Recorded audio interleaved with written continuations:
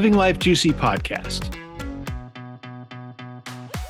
Conversations with interesting people you should know. Welcome back to the Living Life Juicy podcast, where we explore how we can be present and kind as we do great things. I'm your host and guide, John Losey, but not today. We've invited Lauren Spangler back. Lauren is a painter, musician, and creativity coach, but I'm going to turn the mic over to her as she asked me 3 questions. So take it over, Lauren. Thanks for having me back, John. We get to turn the tables, huh? All right. Love it. So my first question is, you are a guide, right? Both literally as a trail guide, also, guiding people and groups and corporations. So my question for you is, what is your number one piece of advice for someone who is on a brand new trail facing totally unknown curves in the road and stepping into uncharted territory? What's your biggest advice you can offer that person? First of all, I've got a knee replacement and my shoulders don't bend anymore, so I don't do as much of the outdoor guiding anymore. But on anything, the first thing is to ask yourself before you step on the trail, what does success look like? Is this trail going to take me where I want to go? And it might not even be the destination. Is it going to give me the experience that I want it to? So that's like the first thing is, before I take my first step, is this a step in the right direction? And then if I don't know and I got to take it, I want to take a look at what's in my backpack. What's in my inventory? Do I have the right stuff to take along with me into the unknown? And there's a great book by a friend of mine named Todd Bolsinger. It's called Canoeing the Mountains. And what he's talking about is the Lewis and Clark expedition, where they were trained and equipped to canoe across the continent. Mm-hmm. They were prepped for a boat trip, and then they ran out of river. And it's literally about, what do you do when you change from a canoeist to a mountaineer? Wow. When you're leading off the map. And there are ways that you can leverage your current experience into the brand new. And I think it's a big piece of it, and this isn't necessarily from Todd's book, but this idea, if you are walking an unknown trail, hold on to your expertise, but hold loosely to your expectations. And that's going to make it a much more trip. Hold loosely to your expectations. I like that. That's great. Cool. Wow. What a good tip. I'm going to keep that. I'm going to hold on to that one. Okay. Question number 2.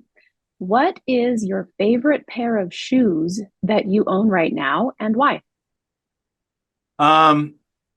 Okay. So I don't have that many pairs of shoes. I used to have a lot more. I think my favorite pair right now, I would have said these sneakers that I've had for probably 10 years that I bought from my niece when she worked at a shoe store. But right now, it's the slippers that my wife got for me recently. I've never been a slipper person, but now they're the like memory foam soles, and they slide right in. So when I'm walking around the house and my feet are getting cold, I'm digging those right now. So are these the slippers that have the sole so you can walk out to the mailbox if you have to, or are they just soft sole inside only slippers?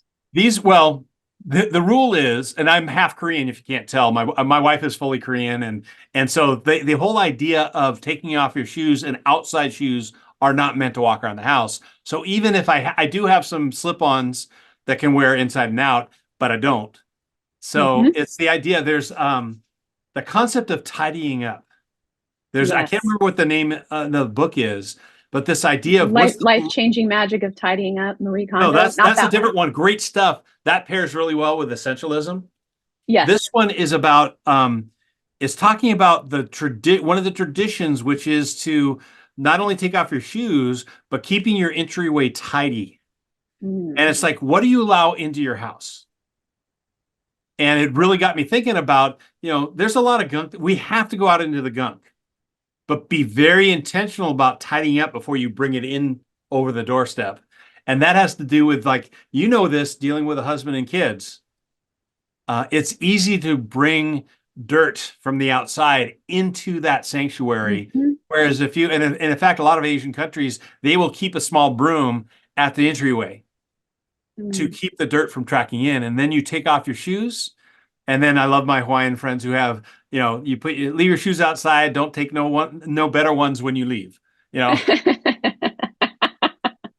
That's great. Yeah, and what a metaphor too. I like that. So we'll say your slippers are your favorite inside shoes, and those tennis shoes are your favorite outside shoes. Yeah, yeah. But That's right now nice. it's like if I don't have to, if I can stay where I'm at, I do have to walk. I'm in my world headquarters, which is a tough shed in my backyard. So I do have to put, I've got some other slip-ons that I go out, but when I'm actually like, um, I would wear my tennis shoes to any kind of corporate event I could, but sometimes that's not looked on well. It's good to have a magic pair of tennis shoes, though. Everybody needs one of those. Oh, Yeah. that's great. Thank you. Okay, Okay. question 3 of 3. You are a father of a 10-year-old boy, which means you are 5 years down the path that I am walking, right? Raising a 5-year-old and a 3-year-old, both boys. So, what parenting advice would you have for me, or maybe for your past self, as you parented your son from, age 5 to 10? Yeah. That's a great question because I don't, I've been in youth work for almost my whole life. So I've worked with a lot of other people's kids. I'm asking the right person. Yeah. But just because I've worked with a lot of other people's kids, we have no idea. My wife also has her education in liberal arts and teaching and all that kind of stuff. And both of us, and I think this is actually a positive thing because we know a lot of stuff, but it's important that we let our son Pax be himself. Mm. I love there's one year for Halloween, we're asking Pax, what do you want to be for Halloween? I want to be me. We thought, oh, okay, he'll have an idea. Pax, what do you want to be for Halloween? I want to be me. And he went on Halloween as Pax. That's kind of awesome. Yeah. And it's only child. So I worry a lot about how he's interacting and like all that. And he's a great kid, especially for everybody else. And he's a little challenging to mom and dad. But I think, and here's an example of what I'm talking about. He has a little stuffed lion named Simba. He got it last November, or like he's a year and a half old now, the lion is. And Simba goes with him everywhere in the house. And even like they went and picked me up at the airport yesterday. Simba came along. Brought He Simba. talks to Simba. And this is a 10-year-old boy. So stuffies aren't a big thing, or shouldn't be a big thing for 10-year-olds. Now, it would worry me with he's talking to Simba. If you say something to the pack, Simba will answer, all this kind of stuff. But I'm not worried about that because I know when we talk, he can make the difference. He knows that Simba's not real. He knows that it's just a stuffed animal, but he is in his imagination in such a strong way. That's beautiful. And I'm not, even though if he were somebody else's son carrying around a stuffy at 10, I'd have a talk with parents. But I want him to continue that. And his imagination is so strong. We worried, and he didn't speak. He was a late speaker, so we had a speech therapist and all that kind of stuff. And it was like, no, he'll speak when he has something to say. That's great. And allowing your kids to, number one, don't let your 5-year-old make too many expectations for your 3-year-old. They will be totally unique kids. And the more you can do that.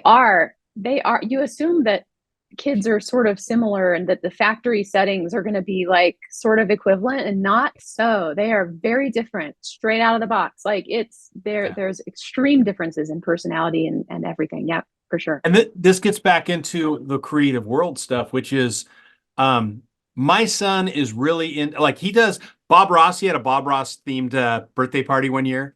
And I love that painting stuff. He's into he was really into Legos for a while. And he's getting into other things, but it wasn't, I come from a background of like football and all that. He's not that. And that's okay. And I think it's my job now is to guide him into the discovery of himself. And he does need a guide. I'm not just like, he's not a free range child. But I want him to discover that, and I it's so fun walking that path with him, seeing how his creative life, his imagination is just. He will have whole seasons of football. He's invented his own football league, and he got way into the Rams when they won the Super Bowl. And you come down, and he'll he drew out all the logos, puts them on the floor, and says here's the race, who's winning, and all that. All in his brain. Fun. He invented his own. The Newbury Park Thunderbolts is his team. He invented. great. It's just, oh yeah, I mean, when you talk about creativity, and this is, so I don't know if you've ever heard of a guy named John Medina who wrote a book called Brain Rules. And he talks about we are born creative. Just look at the children in their urge for discovery. And it's so great to have that living reminder, even though he does tick me off quite often, that living reminder of what creativity could be. Well, I would root for Jax's Thunderbolts. And, may we all, as parents, just guide our kids to meet themselves and love them for who they are and meet them where they are. I think that's beautiful and wonderful advice. So thank you. Yeah. And don't keep them from getting hurt. Just keep them from getting injured. That's been a hard one for me. That has been a mom lesson, number one for me. And you're right. It's healthy to get some scrapes and bruises in the right ways, literally and metaphorically, right? So, I've heard that boys are expensive in the short run and girls are expensive in the long run. There might be some truth to that. Yeah. My boys like to learn firsthand. I've learned that about them, and we figured out a good way to make that work for all of us. So things will be broken, and sometimes it will be them. Yeah, then you help them pick up the pieces, right? Yep. Make it better, make it right, and we're all a little stronger for it. All right, last thing. Have you ever heard of David Wilcox? He's a musician, guitar player, lyricist, amazing stuff. I think he's better guitar player and lyricist than James Taylor. But yeah, he's incredible. He has a song called Strong in the Broken Places. And it's all about how our wounds become those points of strength. Just a beautiful metaphor. I'll have to look that one up. It reminds me of an art form. I want to say it's a Japanese art form. Maybe you've heard of this, where they take the broken pottery and put it back together with gold so that the cracks are gilded, right? It's this beautiful metaphor. I just love it. So the wounds are the wounds are where the art pours out. Yeah, that's good stuff. Oh, thank you so much, for John. these wonderful questions. It just led to another great conversation. So, Lauren, thank you again for being here. Thanks for having me. Be present and kind as you do great things.